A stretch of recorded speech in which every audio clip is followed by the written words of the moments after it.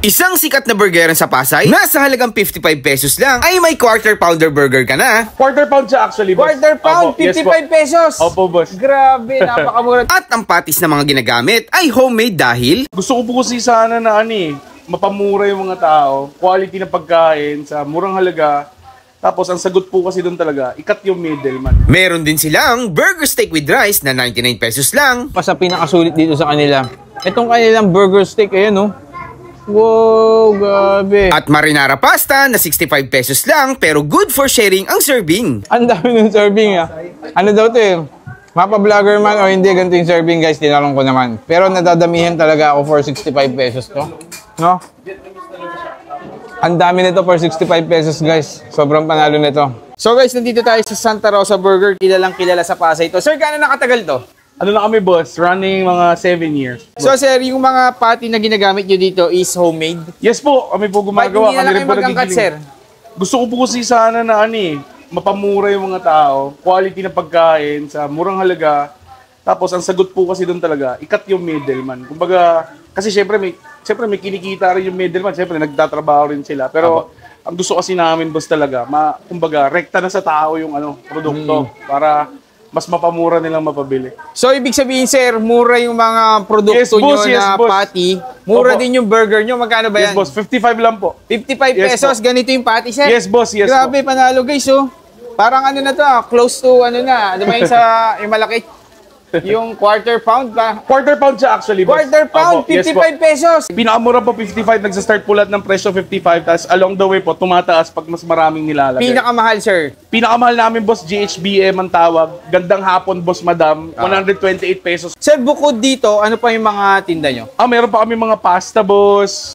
Basically, parang American comfort food na Pinoy, parang gano'n. Order ako nung gandang hapon, boss, madam, Opo. tapos burger steak with rice, saka yung pasta nyo, titikman Opo, ko. sige Sir, po. ito ba, sir, ano nyo, grahe lang to? Yes po, grahe Ginawa lang po, na. boss. Opo, backyard lang.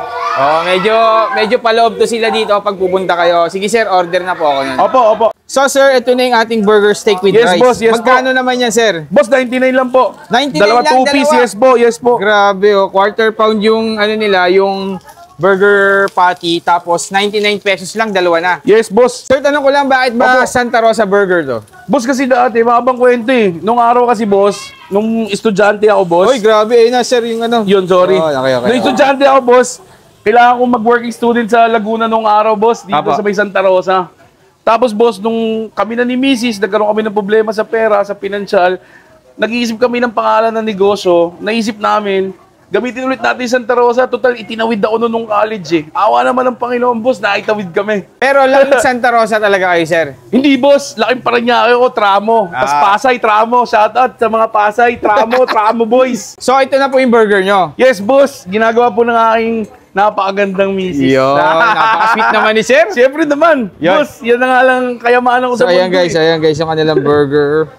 So, magkano yung sir yung ganyan? Ito, boss, ang gagawin, boss, yung GHBM eh. Ano siya, boss? 128 pesos po. Okay. Ano yung bacon? Yes, boss. May bacon, may burger, yan. Nalo yan. Oo nga, paano ba yun? Bacon, burger, hash Bacon, brown. burger. Opo. Hash brown and egg, boss. Hash brown and egg. Kaya Grabe, pag di ka pa napakasulit nabusog, nito, ewan ko na lang. Ano yan po? Ano po yan? Japanese mayonnaise. Japanese mayo. Eh ba yung kipay ba yan? Tawag doon? Oh. Tama. Ayun, tunay na ano to guys, na Japanese sauce. So ito, meron pang hash brown guys. 128 pesos lang. Grabe naman yan. And then guys, meron pang egg. Ayan. So sir, ito na yung gandang hapon, boss, madam. Yes po. Meron siyang patty, bacon, hash brown, tapos may egg. Itlog, opo, boss. Grabe, napaka-solid. Kasi boss, ito. ang ano niyan, pag ayan ang in-order mo, gaganda talaga hapon mo. Oo nga, no? Tulog na next niyan, boss. Sleeping time na next niyan. Sige sir, tingnan ko na to sir ha. Opo po. Thank you po. Please po, boss. So ito na nga guys, ang tagal na natin pupunta sa mga food trip pa dito sa Pasay. Pero itong Santa Rosa Burger guys, ang dami nagre-request nito na puntahan ko. Ito, nandito na tayo. So umorder tayo ng kanilang burger na gandang hapon, boss, madam, for only 128 pesos. Quarter pound burger patty na siya. Tapos may bacon, may hash brown, may egg, tapos may vegetable pa. Grabe guys, tikman natin to kung gaano kasarap talaga dito. Dami nagre-request nito eh.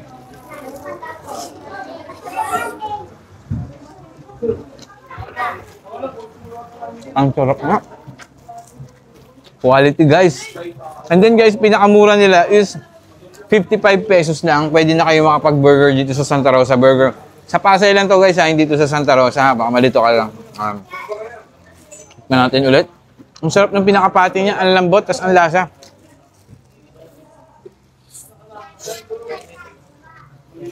Wow. And then guys, diyan ka na. Ako na. Ay, tissue. Boy, tissue boy.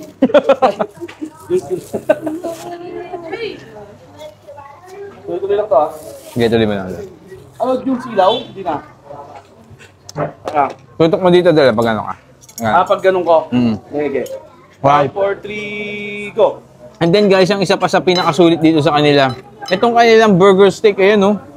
Wow, grabe. For only 99 pesos lang guys, dalawang burger patty ka na. Ayan, grabe. Tapos, ang malupit dyan, may kasama pang rice. Grabe, sulit na sulit to oh. Patty pa lang nila talagang tsaka guys, yung patty nila, sila yung gumagawa mismo. Ayan.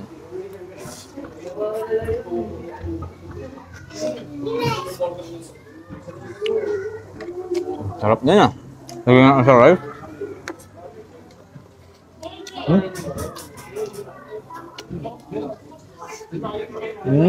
And guys, try natin yung kanilang marinara for only 65. Tingnan nyo guys ha.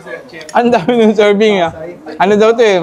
Mapa-vlogger man o hindi, ganito yung serving guys. Tinanong ko naman. Pero nadadamihan talaga ako for 65 pesos to. No?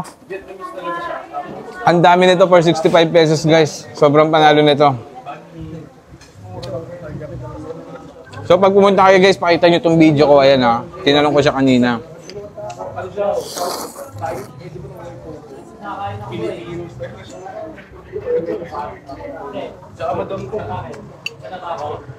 Ang sarap din. Tapos may meatballs eh.